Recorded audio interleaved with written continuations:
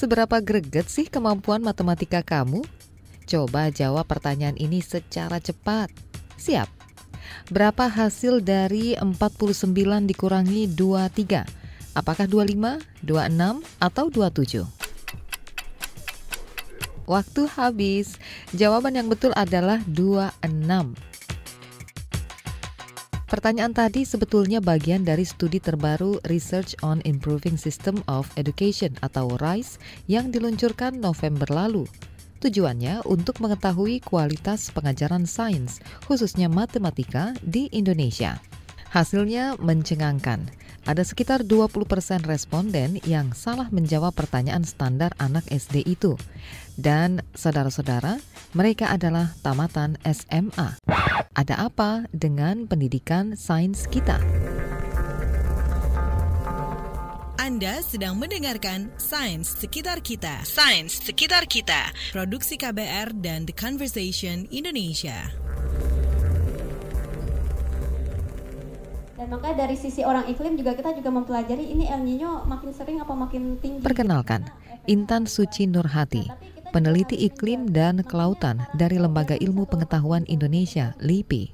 Jauh sebelum dia jadi peneliti muda berprestasi, Intan punya kenangan kurang baik dengan pelajaran sains di sekolah. Jadi waktu itu memang saya ada kekecewaan waktu SMA dengan walaupun saya belajar IPA sebegitu dalamnya, ENSO, sebuah fenomena iklim yang waktu itu saya lihat tahun 97-98 yang mencengangkan saya, itu tidak ada di kurikulum kita. Padahal ENSO itu sebuah siklus, Mas.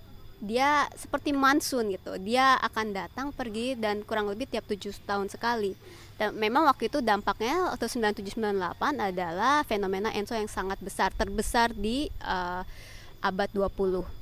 Tapi kenapa sebuah siklus itu tidak dijelaskan di mata pelajaran kita, menurut saya itu sangat wow gitu. Intan malah pernah pesimistis dengan manfaat pelajaran sains di sekolah dulu. Walaupun sejago-jagonya saya ngerjain fisika, kimia misalnya waktu SMA, kalau boleh jujur ya, ujung-ujungnya di hari-hari kita itu kan kita cuman istilah butuh ngitung biar nggak ditipu di pasar gitu kan ya. Pendidikan sains di sekolah perlu perubahan yang mendasar.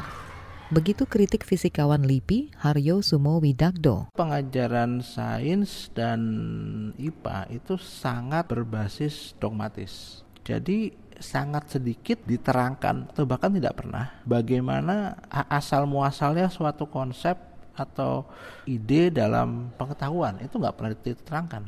Mereka dibilang, oh ini begini, itu begitu, rumusnya ini, si Anu bilang itu, si Prof Anu bilang itu, si Einstein bilang ini, si Darwin bilang ini, tapi nggak pernah dipikirkan bagaimana mereka bisa pikir ke sana.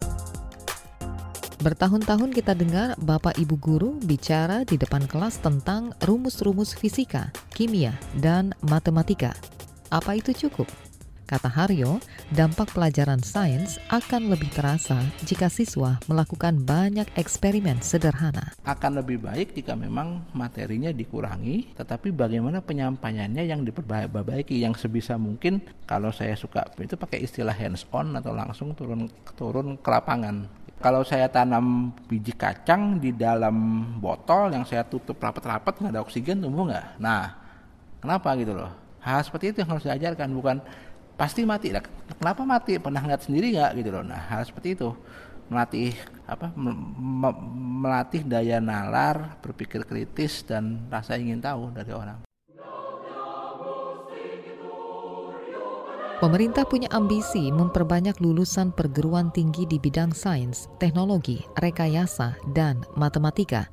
Tujuannya supaya terserap dalam ekosistem industri 4.0, baik sebagai pekerja maupun wirausaha.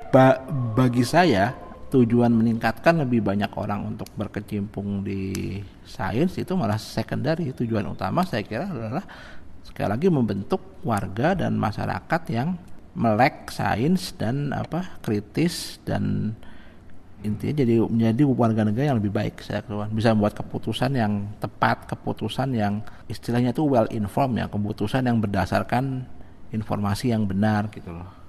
Itu yang lebih penting dari sekedar saya mau lebih banyak orang belajar STEM. Enggak, itu akan datang dengan sendiri, tapi yang ini yang lebih penting gitu loh. Yang jelas, pendidikan sains di sekolah harus segera dibenahi supaya nggak ada lagi lulusan SMA yang punya kemampuan matematika lebih rendah dari anak SD.